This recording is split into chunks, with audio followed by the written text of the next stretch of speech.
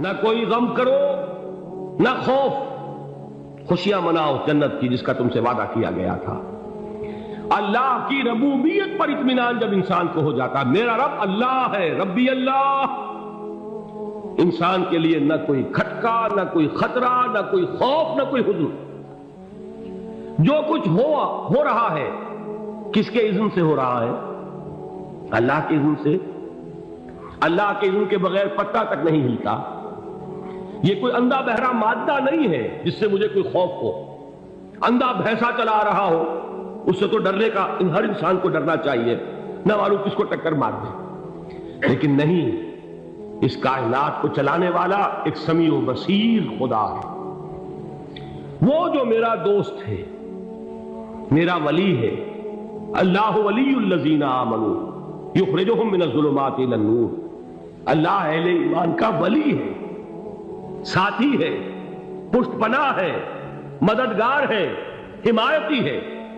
بتائیے جسے یقین ہو جائے کہ اللہ میرا مددگار، اللہ میرا محافظ، اللہ میرا پشت پناہ، اللہ میرا حمایتی، اس کے لیے کوئی خوف ہوگا؟ اسے کوئی ڈر ہوگا؟ میں مثال دیا کرتا ہوں ایک بہت سادہ، پنجاب کے دیہات کی۔ وہ بڑا چودھری ہے اور کوئی غریب کسان ہے۔ اس غریب کسان کے جانوروں کو ہر وقت اندیشہ ہوگا چوری کا، کوئی میری بھینس کھول کر نہ لے جائے، کوئی میرا بیل کھول کر نہ لے جائے۔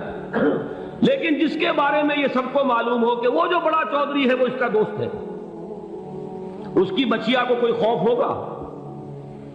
اس کی بھینس پر کوئی ہاتھ ڈالے گا؟ اسے کوئی اندیشہ ہوگا؟ نہیں۔ کیوں؟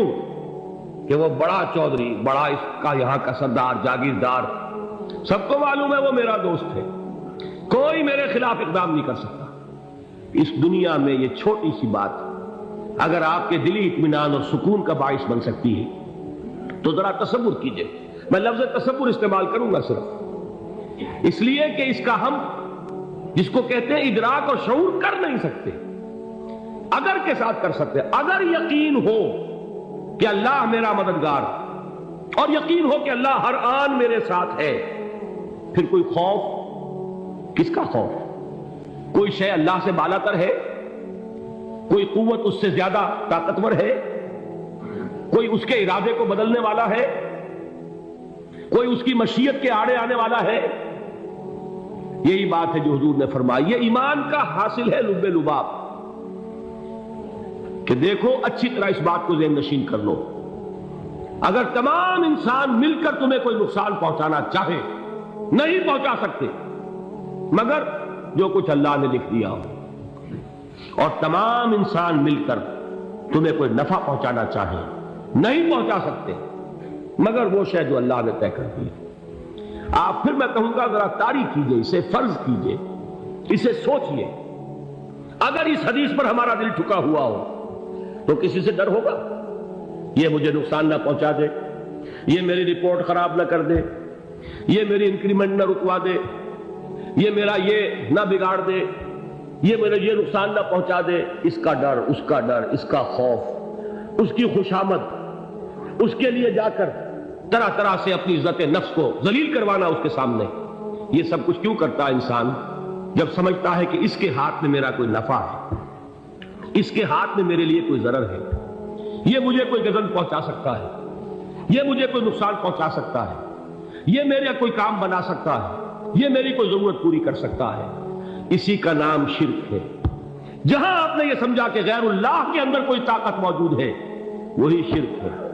بتوں سے تجھ کو امیدیں، خدا سے نو امیدی، مجھے بتا تو صحیح اور کافری کیا ہے؟ شرک تو یہ ہے۔ جس پر بھی تمہیں یہ خیال ہے کلمہ ہے، یہ کلمہ سوم، لا حول ولا قوت الا باللہ، ذرا اس پر دل کو کبھی اگر آپ تصور کریں، پھر فرض کریں، دل ٹھک جائے اس پر، کوئی طاقت نہیں۔ یہی بات تھی جو شیخ عبد القادر جیلانی رحمۃ اللہ علیہ نے اپنی وصیت میں اپنے بچے سے کہی۔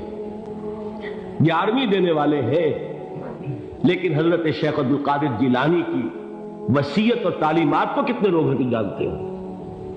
یہ جن مقامات تک پہنچے ہیں وہ کس چیز کی بدولت پہنچے؟ انہوں نے جو پیغام دیا وہ کیا تھا؟ اے میرے بچے، جس طریقے سے قرآن مجید میں حضرت لقمان کی نصیحتیں جو ہے نقل کر دی گئی ہیں. میں یہ عرض کروں گا بالفرض اگر قرآن حضرت عبد القادر جیلانی کے بعد نازل ہوا ہوتا تو شیخ عبد القادر کی یہ نصیحتیں بھی قرآن میں درج ہوتی. اتنی اونچی نصیحتیں ہیں. اے میرے بچے اس حقیقت کو ذہن نشین کر لے, لا فاعل فی الحقیقت ولا مؤثر الا اللہ. اس کائنات میں نہ کوئی فاعل حقیقی ہے نہ مؤثر حقیقی ہے سوائے اللہ. کسی شے میں کوئی تاثیر نہیں اگر اللہ نہ چاہے. آگ جلا نہیں سکتی اگر اللہ نہ چاہے. پانی ڈبو نہیں سکتا اگر اللہ نہ چاہے. زہر ہلاک نہیں کر سکتا اگر اللہ نہ چاہے. کوئی چیز فائدہ نہیں پہنچا سکتی اگر اللہ نہ چاہے. تو در در پہ کیوں سر جھکاتے ہو؟ در در پر کیوں جبیں سائی کرتے ہو؟ سب کے سامنے کیوں ہاتھ پھیلاتے ہو؟ ایک اللہ سے مانگو, ایک اللہ کے سامنے زمین پر اپنی جبین رکھو. لا فاعل فی الحقیقت ولا مؤثر الا اللہ. نظر آتا ہے ہمیں کہ پانی پیاس بجھا دیتا ہے. پیاس بجھانے کی صلاحیت پانی میں نہیں ہے, اللہ کے اذن سے. کھانا بھوک مٹا دیتا ہے. بھوک مٹانے کی صلاحیت کھانے میں نہیں ہے, اذن رب میں. دیکھیے یہی یقین تھا. حضرت موسیٰ علیہ السلام کا واقعہ یاد کیجئے. سامنے سمندر آ گیا ہے. قوم دیکھتی ہے پیچھے کہ گرد و غبار کا طوفان. معلوم ہوا کہ فرعون اپنے لشکر سمیت آ گیا. لشکر جب چلتا تھا تیز رفتاری کے ساتھ تو گرد و غبار کا جو طوفان اٹھتا تھا اس کا تصور کیجیے. اور لمحہ بلمحہ وہ قریب آ رہا ہے. پوری قوم نے کیا کہا؟ اے موسیٰ انا لمدرکون, اے موسیٰ ہم کو پکڑے گئے. قرآن مجید نے تو یہاں وہ باتیں نہیں لکھی ہیں, لیکن تورات میں یہ درج ہے کہ بنی اسرائیل جھگڑنے لگے, دست و گریبان ہو گئے موسیٰ کے ساتھ. موسیٰ نے یہاں مروایا لا کر, اس سے تو ہم ہی بہتر تھے. وہاں کھانے کو ملتا تھا, زندگی تو تھی, بیگار ہم کر رہے تھے, موت تو نہیں تھی. اب جو کچھ ہوگا اس کا تصور کرو, جس طریقے سے ہمارے ٹکڑے اڑائے جائیں گے. تو لڑ رہے ہیں حضرت موسیٰ علیہ السلام سے. یہ تورات کی تفصیل ہے. قرآن میں صرف اتنا آیا ہے, پریشان ہو کر انہوں نے کہا انا لمدرکون, موسیٰ ہم کو پکڑے گئے. اس وقت موسیٰ کا جواب کیا ہے؟ کلا ان معی ربی سیہدین. نہیں, میرے ساتھ میرا رب ہے, وہ راستہ دے گا. بتائیے کہاں راستہ نظر آ رہا ہے؟ یہ ہے ایمان بالغیب. راستہ نظر نہ آئے تب اللہ پر یقین ایمان ہے. جیب میں پیسے ہوں اور تب دل کو اطمینان ہے تو ایمان کس پر ہوا؟ پیسے پر, اللہ پر نہیں. جب وسائل و ذرائع نہ ہو اور پھر یقین ہو کہ اللہ مسبب الاسباب ہے, وہ اسباب کا پابند نہیں ہے, وہ اسباب کا محتاج نہیں ہے, اسباب اس کے محتاج ہے. اگر یہ یقین ہے تو اللہ پر ایمان ہے. یہ نہیں ہے تو تمہارا ایمان اسباب پر ہے, وسائل پر ہے, ذرائع پر ہے, مادیات پر ہے, اللہ پر نہیں.